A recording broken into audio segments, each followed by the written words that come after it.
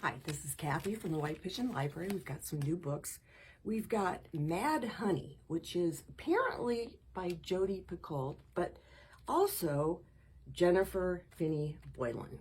I don't understand this marketing ploy that publishers seem to think is no problem, where you just pick an author that's been very successful and plaster their name on a book that isn't written by her at all. Because my guess is that Jodi Picoult has probably never read this book. However, Jennifer Finney Boylan wrote it and should get credit for it. And they're using that a lot these days, where they just plaster a successful author's name on books and say in the very bottom, and written by. In any case, this sounds like an interesting book. Two women move to a fairly remote town in Vermont because their lives are blown up and they need to start over. They both have teenagers, boy and girl. Boy meets girl, they fall in love, and then girl turns up dead. Police are looking at the boy, and all kinds of secrets come out. So, Mad Honey, we don't know who it's by. Got The Record Keeper by Charles Martin, and this is part of the Murphy Shepherd series. It's number 3, and apparently he goes to people who have been abducted or disappears, and he goes to rescue them.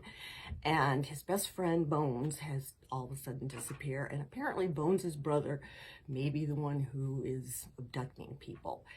And what was interesting about this, I thought, the reviews say that he's been successful in both the mainstream and evangelical markets, even though there was an evangelical market. So in any case, The Record Keeper sounds like it might be fun.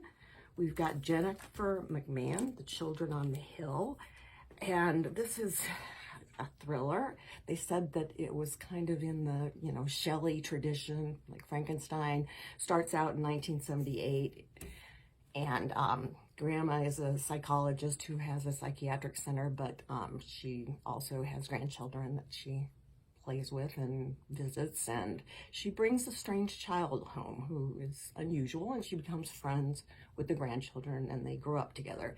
Then it skips to 2019, so 40 plus years later, and same Vermont town, a woman who does a podcast called Monsters Among Us goes to the Vermont town to solve an abduction of a young girl and perhaps find the monster that is responsible.